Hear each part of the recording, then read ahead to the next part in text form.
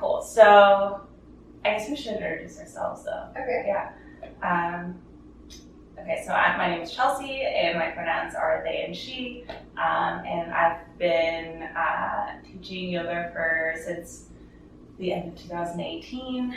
My name is Niv, she or they, and also been teaching yoga for at least 2 or 3 years now. Yeah, It's and weird. yeah, I was gonna say like it's hard to think about it in pandemic years. It's Yeah. feels a lot longer and also shorter. I know, it's actually wild to just say that sentence out loud. Yeah, exactly. Cool. So yeah, we're just gonna run through these questions.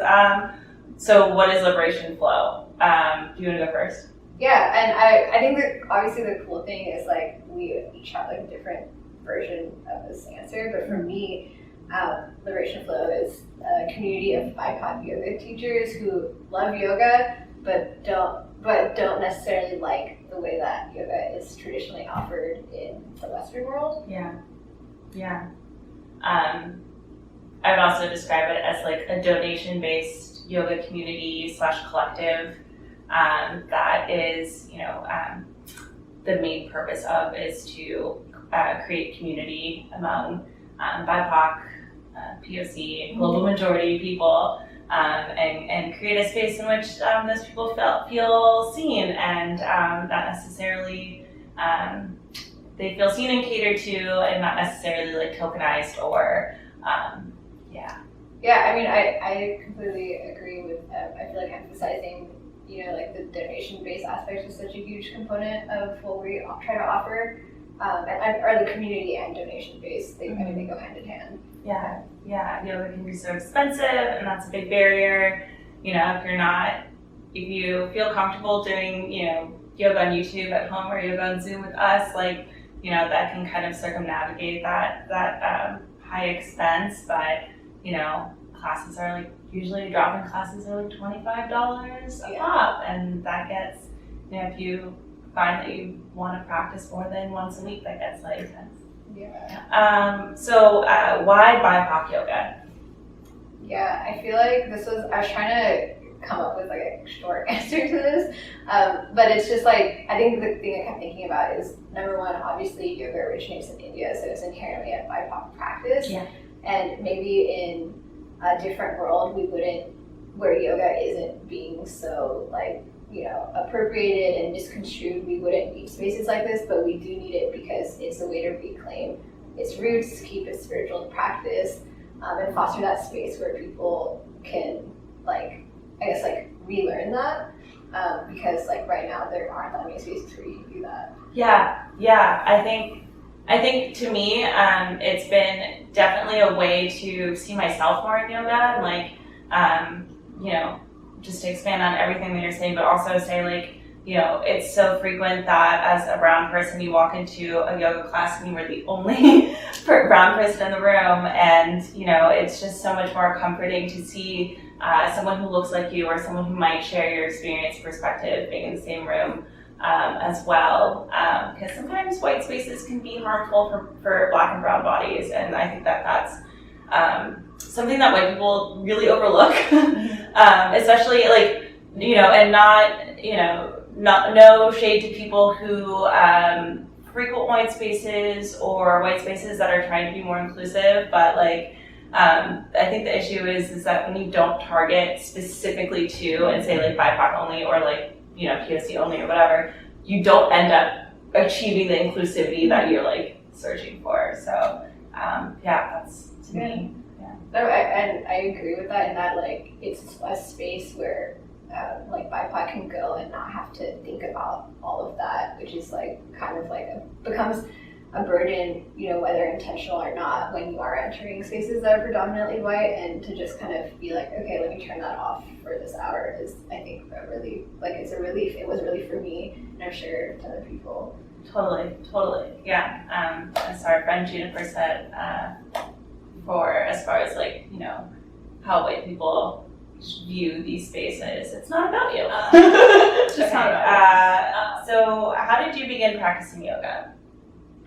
I mean, I'm an Indian person, so I feel like yoga was definitely always peripherally in my life, but I didn't avidly start practicing until I was going through a really hard time in my life, and I needed just something to help me gain confidence again, like get in touch with my resilience, and going to POC yoga class was a way that I personally found that. And so I'm not saying obviously that it's for everybody, but for the people that are seeking that space, I think it can be really valuable. Yeah.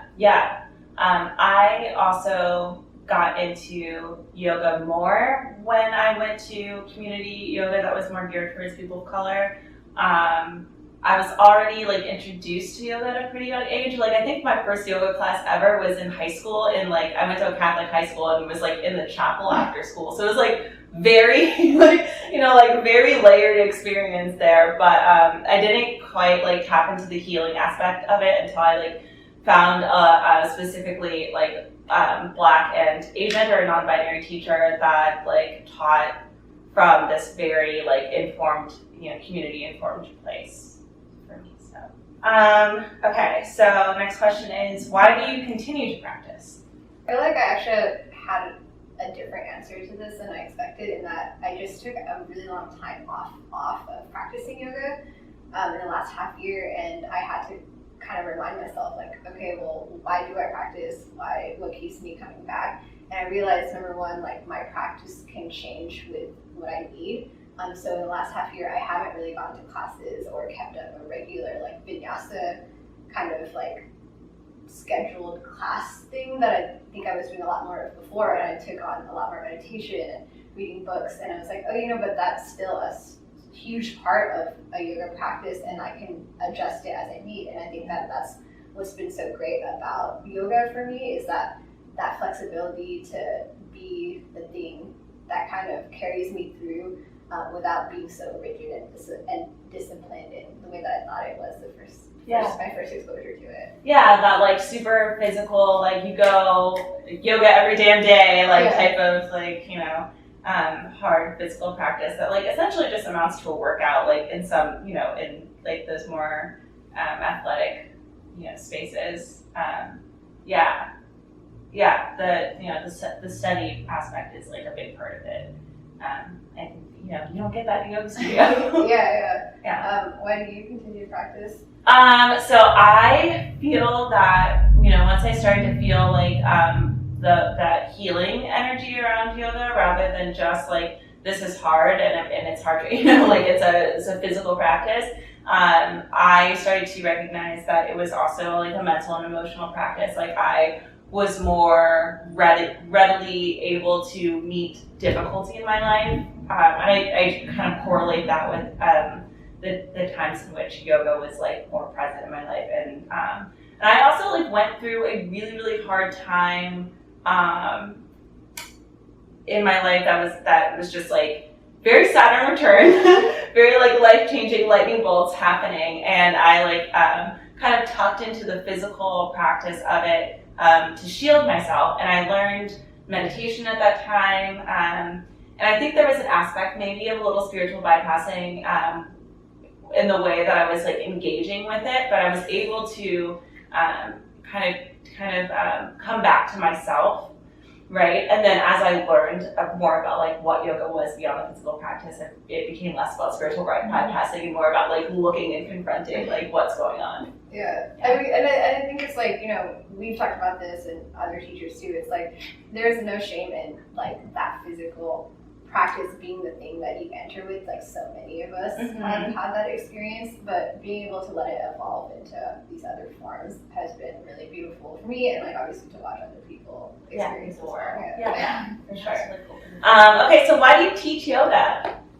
Why do I teach yoga? I feel like I have to, I seriously have to say this to myself every time, like the 2 minutes before class. I'm like, why am I here?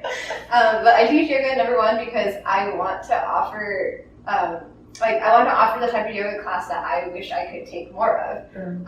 And also because it helps me stay disciplined in my own practice and reminds me why I love it. I also get to meet cool people. It's a huge community aspect in my life. And it's been just so many things, and so it's been like really easy to be like, yes, this is why I teach, even when it's difficult, even when like it's confusing or you don't know how to navigate in the yoga world. Like I think over and over again I realized like I love teaching. Yeah, right. Like yeah, absolutely. Like I definitely did not seek out to be a teacher, and just happened to be in a community in which training was going on, and like I just wanted to learn more about what yoga was. So the reason I continue to teach is because I love practicing so much. And I love being a student of it, and I feel like going and meeting new teachers or meeting new people to practice with, or just meeting new people who are dedicated to their healing, are dedicated to learning more, just feels really good. And it feels like I feel like not to be super corny about it, but like it just gives me a lot of hope, right? Like I can feel in my body, and when I have these like beautiful, or like maybe not even always beautiful, but like exchanges with people, and there's like an element of trust and an element of like community, it just feels like cool. Like I can deal with the shittiness of the external world around me, because it's just so much. There's so much light. There's so much like goodness.